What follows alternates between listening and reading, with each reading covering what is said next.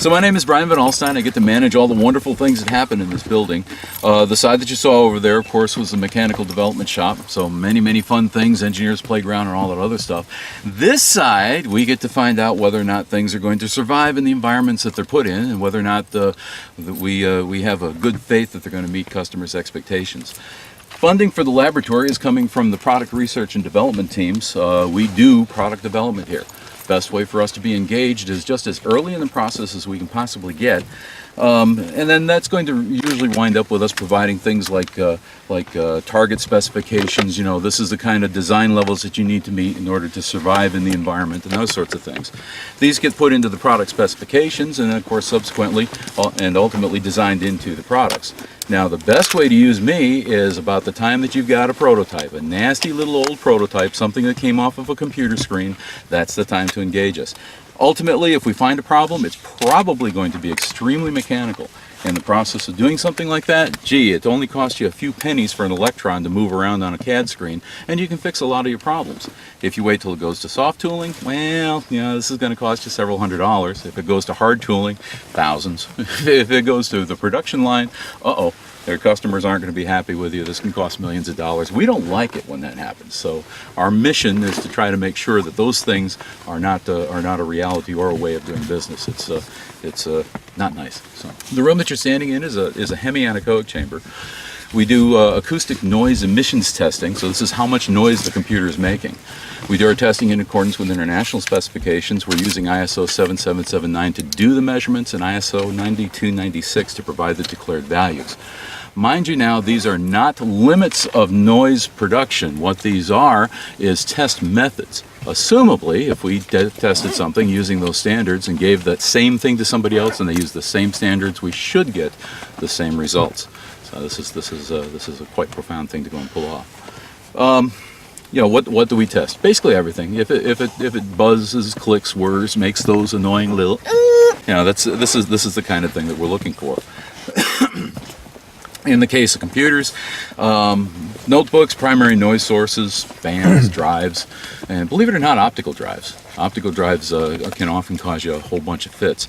The reason for that, give me a mission to go and get you some optical data. I'm going to get you a bargain someplace. I'm probably not going to pay a whole lot for it. The problem with bargain media is that sometimes it's just not balanced quite as well as it ought to be. Well, you know, this is not something that's all that nice, and you start looking at it and say, well, gee, my computer is not behaving very well. Right? So of course these kinds of things wind up being a challenge for us. So what we wind up having to do is work with the designers, work with the drive development teams, and all the other folks involved with that, and try to get the things so that they're isolated, that they'll actually be able to sustain a certain amount of unbalance and those sorts of things.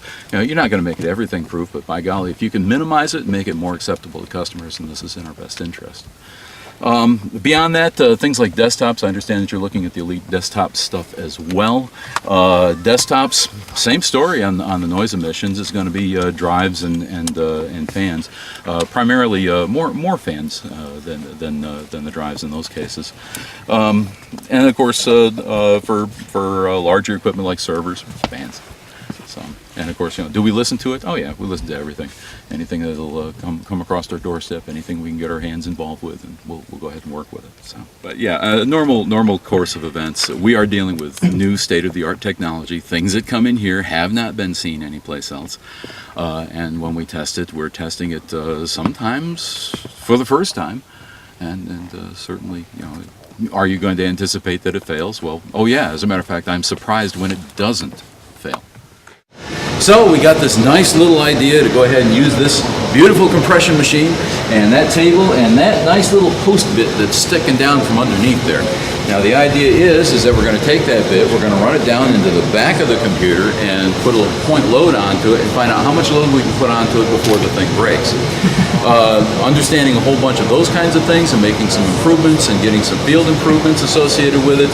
Lo and behold, there was a number that was put in the design specifications that says that you got to pass this level of point load in order to have a computer that's going to be happy in the environment.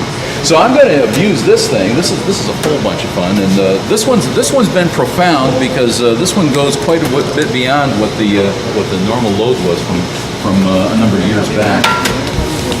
Now, mind you now, normally this kind of a test takes place in the corporate reliability lab, and they'll use an Instron to go ahead and actually do the thing. That's just a beautifully accurate wonderment.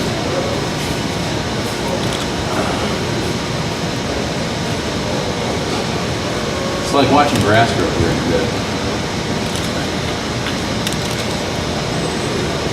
So now we just let it go ahead, we let it creep, and we let the loads increase. Now typically the normal number is going to be like around 100 pounds or so. And I'm supposed to run this until it breaks. Those are pounds. Yeah. It should have broke by now. Oh, That might have. That might have.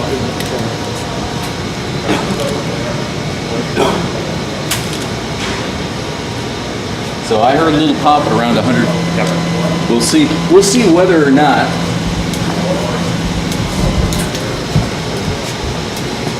And so that's what we're looking for.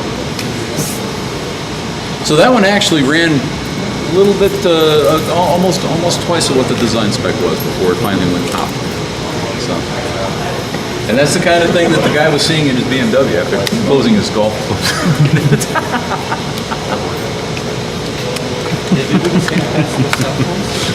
Because we're sharp. I mean, And just as a, for example, there were some other things that this went through.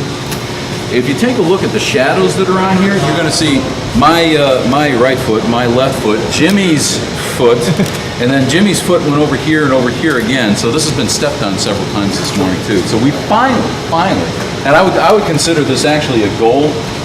We finally managed to get that thing to break. So this is fun. This is a great day.